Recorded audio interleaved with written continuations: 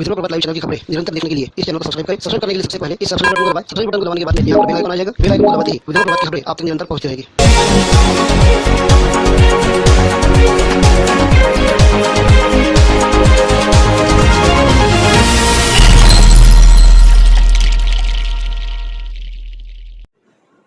नमस्कार, मैं शरण सिंह राठौड़ और आप देख रहे हैं विद्रोह प्रभात लाइव।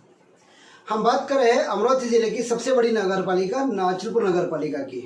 अचलपुर नगर पालिका आज अमरावती में सबसे बड़ी नगर पालिका मानी जाती है, लेकिन यहाँ पर जितनी बड़ी नगर पालिका उतने बड़े बड़े घोटाले, एक के बाद एक बड़े बड़े घोटाले हम बार बार आपको विद्रोह प्रभात के जरिए बताते जा रहे हैं।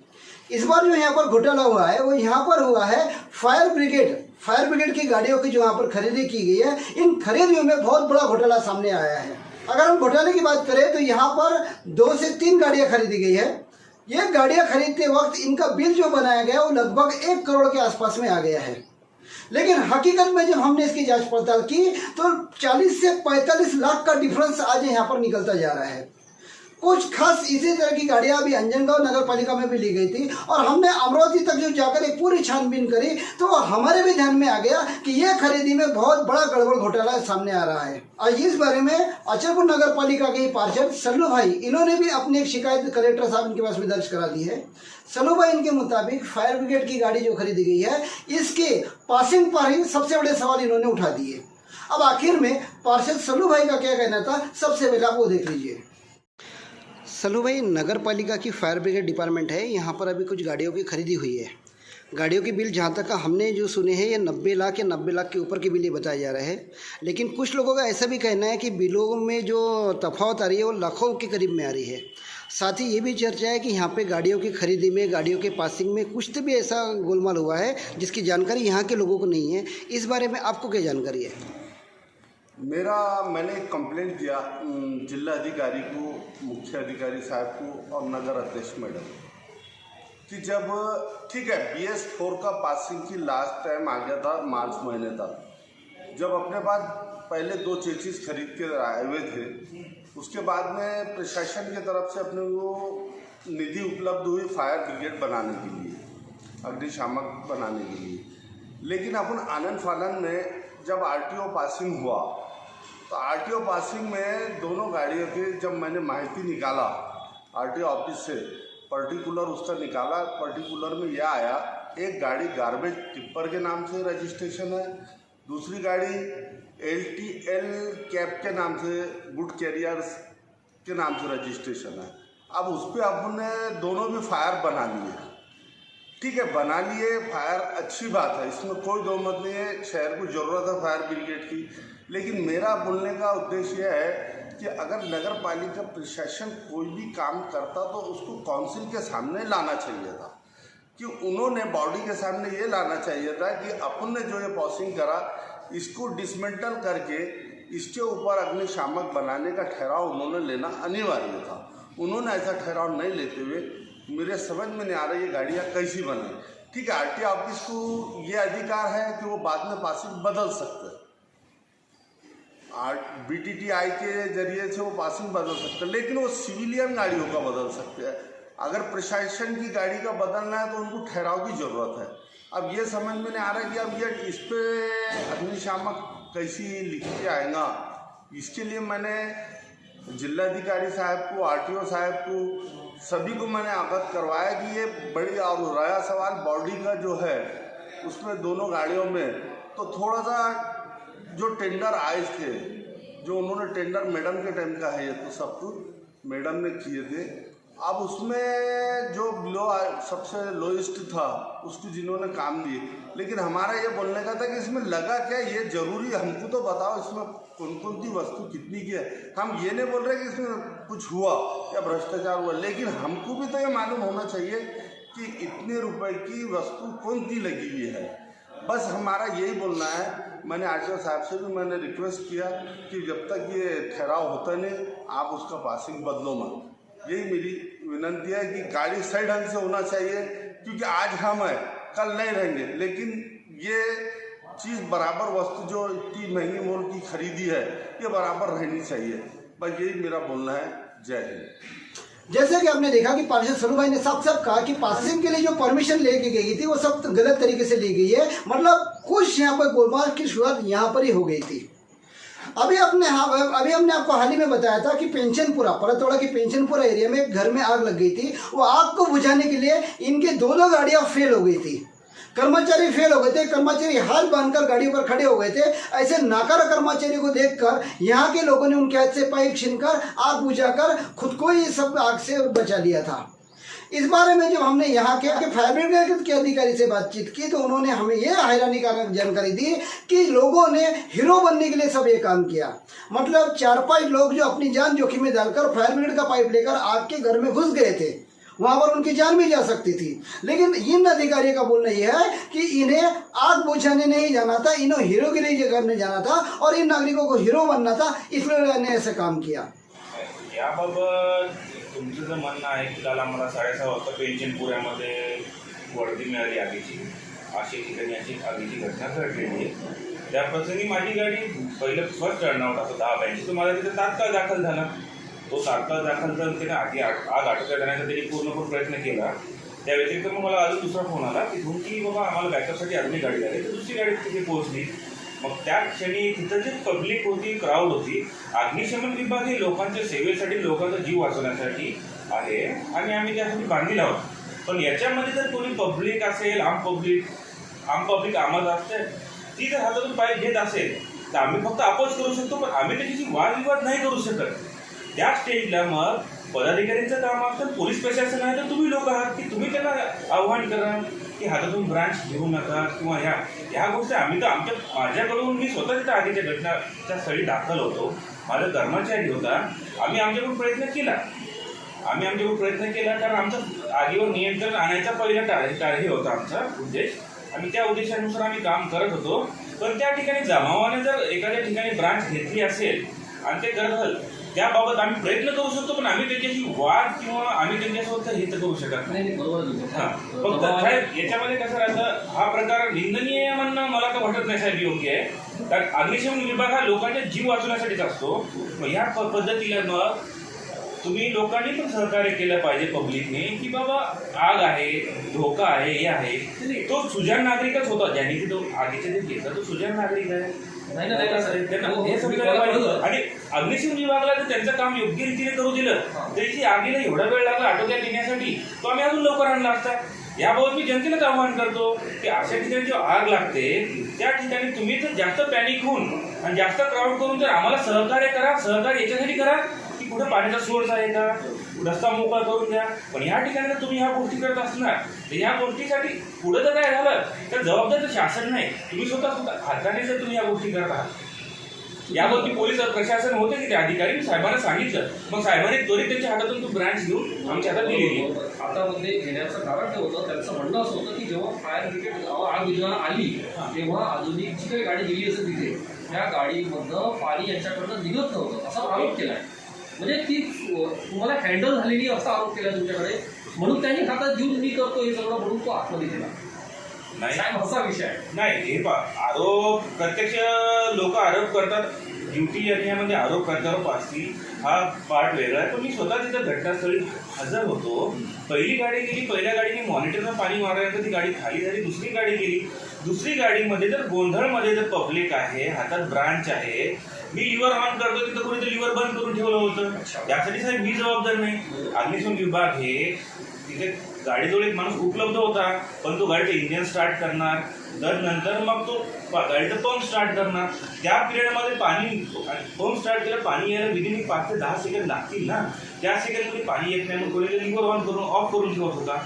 मग तिथं कोणी मस्करीचा पण पार्ट असू शकतो। याबाबत मी पहिल्यांदा शॉक आहे की अशा आम्ही एवढ्या मोठ्या घटना आम्ही आगीच्या घटनेवर आम्ही काम केलं, आटोक्यात आणले। या ठिकाणी झालं, या ठिकाणी प्रयत्न करू पुढच्या वेळेस की आमचा एक माणूस कंपल्सरी गाडीत उभा राहील। म्हणजे तुमच्या लोकांच्या हातामध्ये कोणी असो त्याच्या हातामध्ये द्यायलाच नाही पाहिजे बघ, कारण मला असं वाटतं की तुम्ही एक अद्ययावत आहे। एक मिनटं क्रॉस करेल जगदंड साहेब, आता जसं तुमचं म्हणणं होतं की लोकांनी तुमच्या कर्मचाऱ्यांकडून तो पाईप घेतला आहे, पण जसं तुम्ही म्हणताय की तिथं तुम्ही उपस्थित होते, तर पत्रकारामधून आम्ही 4 प्रतिनिधी तिथं उपस्थित होतो. तुमचा पूर्ण हा घटनाक्रम आमच्यासमोर झाला आहे. रेकॉर्डिंगमध्ये आज आम्ही ते बातमीमध्ये तो रेकॉर्डिंग सोडूच काय प्रकार झाला आहे की जेव्हा ते आग सुरू होती तर एक पाईप तिथं तुमचा सुरू होता, पण अचानक तो पाईप बंद झाला. जसं तुम्ही म्हणता की कोणी लिव्हर बंद केला आहे. लिव्हर बंद बाहेरून कोणी केला नव्हता, ते आपल्या कर्मचाऱ्यांनी बंद केला होता. त्याची रेकॉर्डिंग आहे माझ्याकडे. तो पाईप बंद झाल्यानंतर ते मुलं ओरडले की तुम्ही हे पाईप बंद का केला. ते थोडेसे ओरडले तर त्यांनी तो पाईप परत सुरू केला. परत सुरू केल्यानंतर त्यांनी तेच गाडीवर उभे राहून त्यांनी जे म्हणजे फवारा सोडला, त्यांना काही आग विझवत नव्हती. शेवटी त्यांनी हे सांगितलं की सर तुम्ही आतमध्ये जाऊन जर ती आग विझवली ते लवकर आटोक्यात येईल. लोकांनी तुमच्या कर्मचाऱ्यांना सांगितलं की जर आतमध्ये जाऊन जर विझवलं तर ते आटोक्यात येईल, पण तरीही तुमचे कर्मचारी ऐकत नव्हते. त्यांनी बाहेरूनच फवारा ते कौलावर सोडला. आग सुरू होती घराच्या आतून, पाणी सुरू होतं कौलाच्या वरून, जे खाली पोहोचत नव्हतं. शेवटी नाईलाजानं चिडून त्या लोकांनी पाईप ओढला आणि ते 5 लोक, 1-2 नाही तर पूर्ण 5 लोक ते घरात शिरले. घरातून त्यांनी सामान बाहेर काढले आणि तुमच्याच पाईपमधून ते पूर्ण आग विझून टाकली, जवळपास विझवली. आमच्यासमोर ते पूर्ण कंटिन्यू 20 मिनिटाची रेकॉर्डिंग आहे. तुमच्या कर्मचाऱ्यांना हुज्जत घालण्यापासून तर आतमध्ये, कारण चूक ही झाली की पाईप बंद झाला होता. पाईप बंद झाला, त्यांनी पाईप सुरू करायला लावला. सुरू केल्यावरही तुमचे लोक गाडीवरून उतरायला तयार नव्हते. गाडीवरून फवारा तिकडं सुरू होतं कौलावर. आग होती घरातल्या आतमध्ये. जेव्हापर्यंत तुम्ही आतमध्ये शिरणार नाही, आतमध्ये जाऊन ते विझवणार नाही, ते आटोक्यात कशी येणार सर. आता पहिली गोष्ट सांगतो, त्या ठिकाणी जर तुम्ही बघितलं असेल कौलावर, कौलाच्या खाली तुम्ही ताडपत्री टाकलेली होती. बरोबर आहे. 3 लेअरची. बरोबर आहे. एक लाकूड होतं. हो. आणि जेव्हा आग खाली लागते तर वर तापते ना.